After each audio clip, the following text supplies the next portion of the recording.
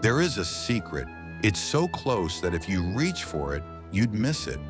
It's so present that if you search the entire universe, you would not find anything closer. It is not hidden in the mountains of Tibet, nor locked in the catacombs of Cairo. It is not in the stars, though the stars speak of it. It is not in the oceans, though the oceans reflect it. This secret is you, and everything that is not you, and everything in between. Over 8 centuries ago, a man walked the streets of Murcia, Andalusia. His name was Muhyiddin Ibn Arabi. Some called him Sheikh al-Akbar, the greatest master. Others called him dangerous, even heretical, because he spoke of something so absolute, so overwhelming, that it shook the pillars of conventional thought. He called it being, al-Wujud, and his words still echo like a secret whispered from eternity into the ear of the present moment. Ibn Arabi said, "There is nothing in existence but God, yet you do not see him because he is veiled by his manifestation in created things." The idea was not his invention. It is written in the Quran. He is the first and the last, the manifest and the hidden. 57:3. But Ibn Arabi dared to follow that verse to its final consequence. If God is the first, nothing before him. If God is the last, nothing after him. If God is the manifest, nothing outside him. If God is the hidden, nothing beyond him. Then what is left for you? For me? For the mountains, the oceans, the dust in the air? He would answer, "We are appearances, shadows upon the face of the one light." Imagine the ocean, vast, deep, immeasurable. Now imagine waves upon that ocean. Each wave has a form, a height, a motion. You can name it, this wave, that wave. But in truth, each wave is only the ocean appearing in a particular shape. If the ocean withdrew, the wave would vanish instantly. Ibn Arabi said, "Being is one. The many are the loci of manifestation for the one being. Their existence is his existence. Without it, they would not exist for a single instant." In another place, he paints a different picture.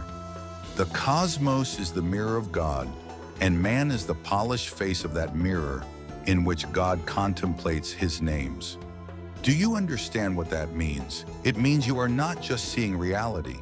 You are part of the instrument through which the divine sees himself.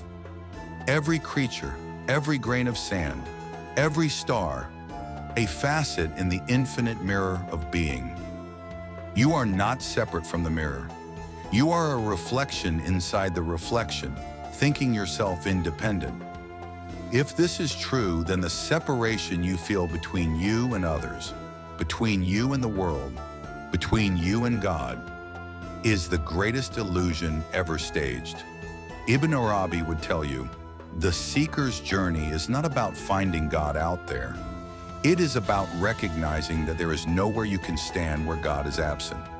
But here is the paradox. He is so present, you can miss him entirely. The doctrine came to be known as Wahdat al-Wujud, the unity of being. The phrase was not his own, but distilled from his writings. And here is what it means. God alone truly exists. al-Wujud al-Haq.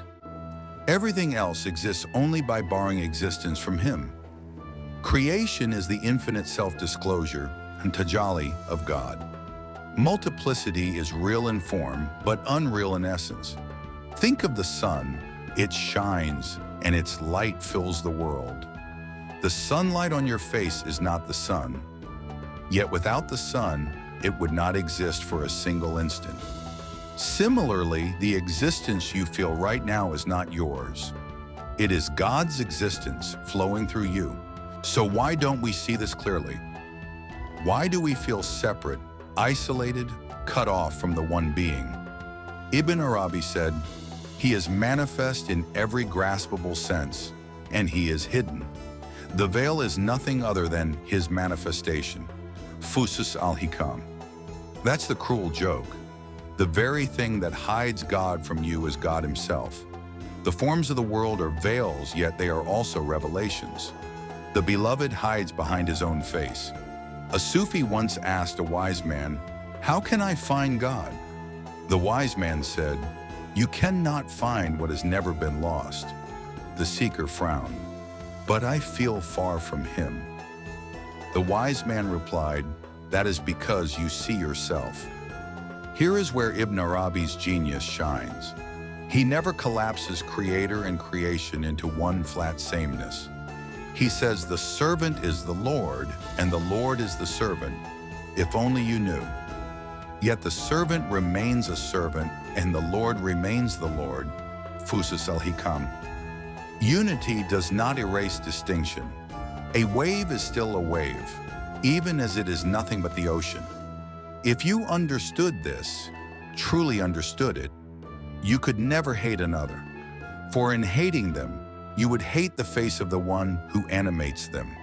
You could never despair completely, for even in despair, it is God who holds you.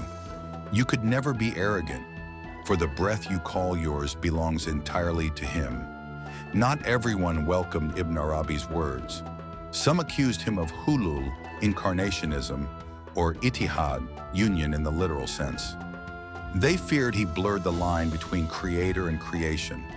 Later Sufis, like Ahmad Sirhindi, offered a gentler framing, Wahdat al-Shuhud, the unity of witnessing, emphasizing that the unity is perceived rather than ontologically absolute. But Ibn Arabi did not flinch. He would say, "When you know yourself, you will know your Lord, not through yourself, but through him."